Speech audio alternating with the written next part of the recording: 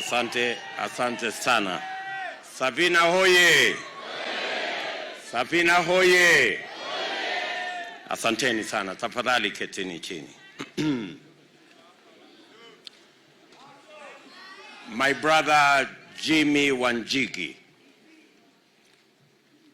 and the Safina fraternity,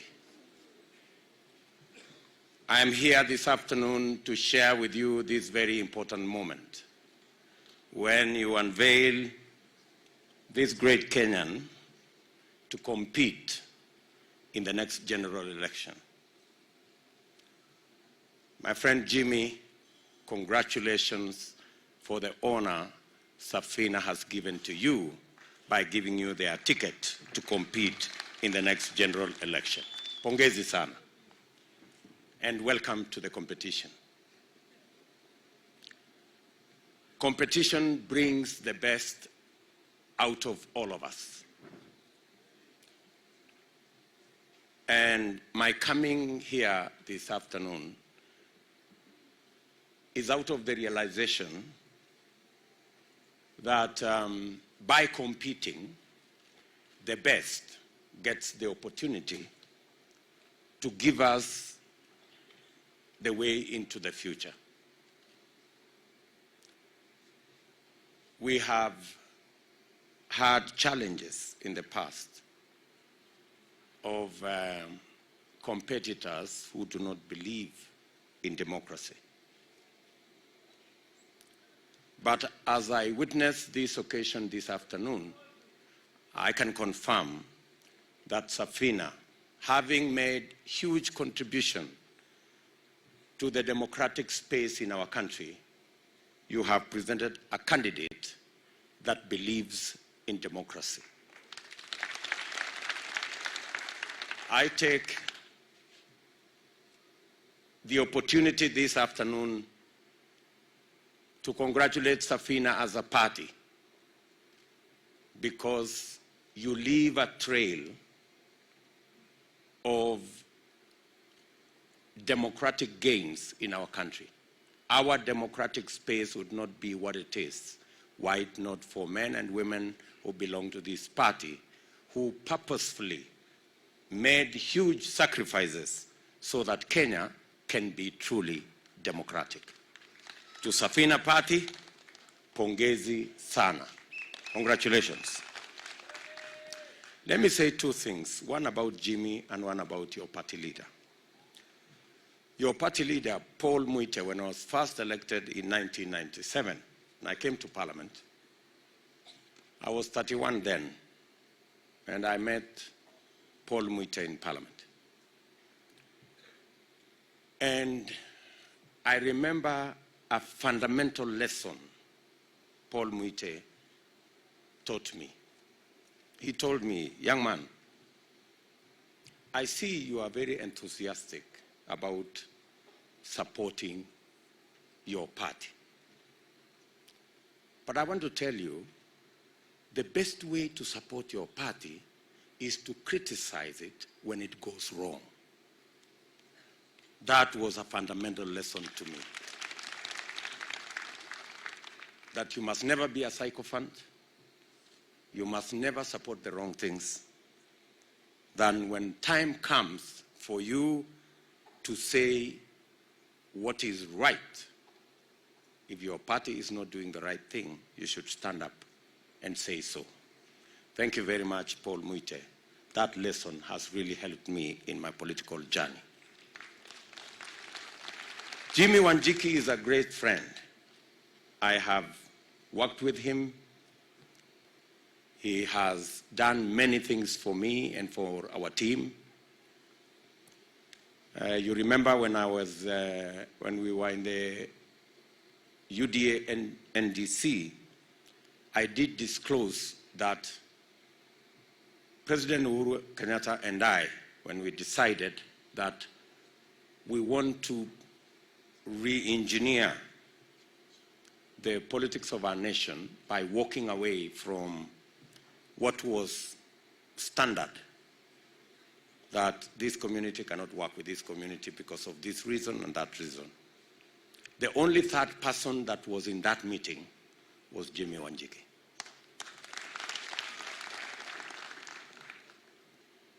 And I remember telling him in our NDC that he still keeps the original agreement signed between me and Uhuru Kenyatta. So I don't know when, Jimmy, you are going to deliver that so that I can keep it as a souvenir. But having said that, I have listened to Jimmy, and I have heard Safina Fagia Wote. And so I was asking Jimmy while seated there, this Fagia Wote, there are some who are being swept out. I'm sure there are some who are being swept in. So in the process of Fagia Wote, I hope you will sweep our competitors out and sweep all your friends in.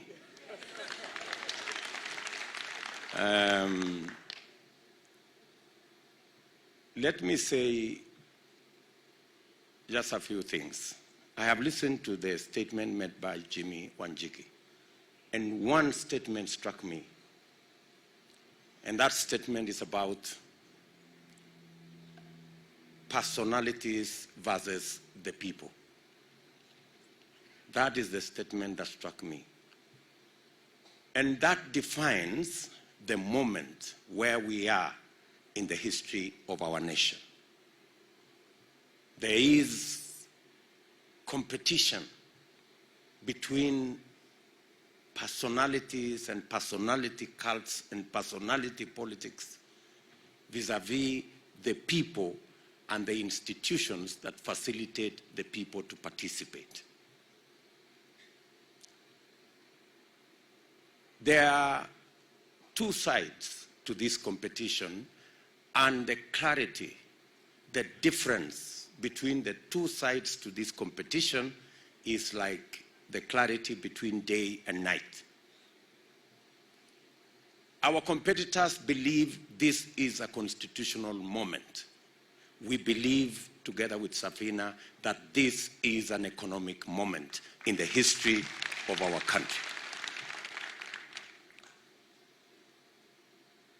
Our competitors believe that this is a constitutional moment because they want to change the constitution to create jobs so that leaders can benefit.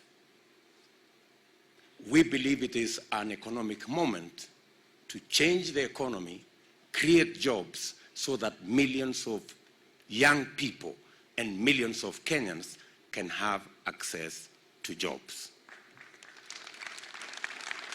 They believe, our competitors, this is a constitutional moment to change the constitution so that you can give the president more power to undermine the legislature by appointing ministers from the legislature. We believe this is an economic moment to create access to close to 15 million Kenyans who today, operating in the space of micro and small enterprise, they have no access to credit. And therefore, their struggles are harder.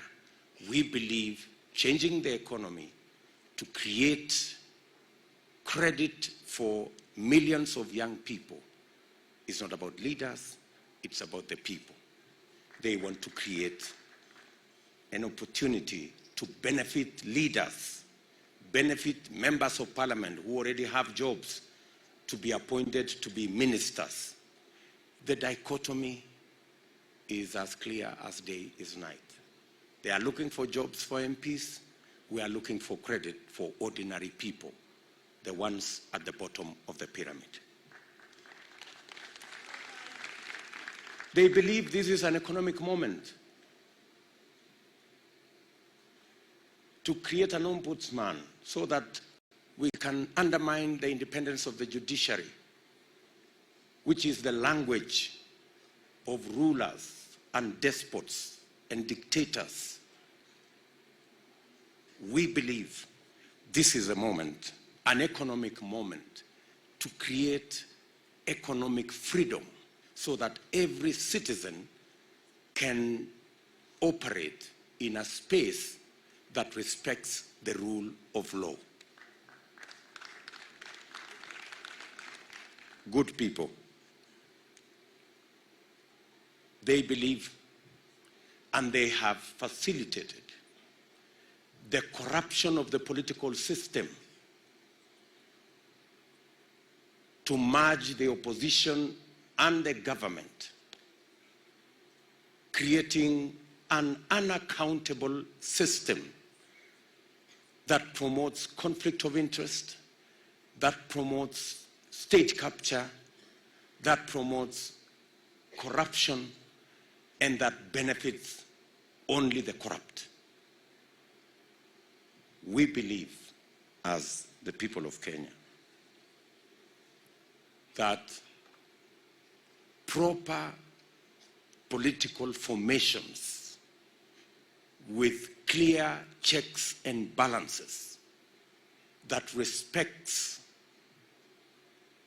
different political formations with a governing party and an opposition party creates accountability, better use of national resources, and ultimately benefits every citizen and creates a country that leaves nobody behind. So this contest is as clear, and the sides are as clear as day is from the night. And that's why I came here, because Safina shares the same belief in an economic moment in this election, the way UDA does. Finally, na pengine nitasema kwa Kiswahili.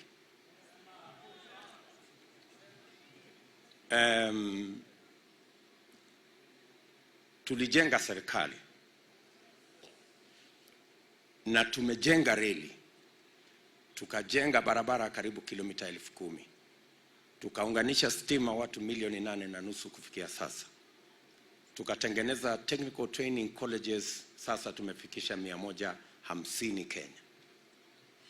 Lakini mahali nimeketi leo, naamini serikali tunayotengeneza kwa mapenzi ya Mungu na wale wote ambao tunakubaliana ya kwamba wakati huu ni wakati wa uchumi, ni ile serikali ambayo itaweka pesa kwa mfuko ya mwananchi wa kawaida. Na njia ya kuweka pesa kwa mfuko ya mwananchi wa kawaida ni kuhakikisha kwamba wale vijana karibu 4 milioni, Jimmy amesema hapa watu 5 milioni plus, out of that 5 million, kati ya hawa wa Kenya ambao hawana ajira 5 milioni, 4 milioni ni vijana. Na njia ya kuweka pesa kwa mfuko ya hawa vijana ni kuwapangia ajira. Na ndio tumesema kupitia kwa kubadilisha uchumi, tunapanga kuweka pesa katika sekta ya housing, manufacturing, value addition, agro processing, ili tuhakikisha kwamba vijana wanapata ajira, tuweke pesa katika mifuko yao, wajisimamie, wasimamie familia zao na wajenge taifa letu. It doesn't matter how much you change the constitution. Until you have a program to create jobs, you will never change this country. Tunasema ya kwamba njia ya kuweka pesa kwa mfuko ya mwananchi ni kuhakikisha ya kwamba kila biashara ya wale walio chini, micro and small enterprises, ambazo zina account for 80% ya wafanyabiashara wote Kenya, ambao leo wanaangaishwa na fuliza na wanaangaishwa na mashailok.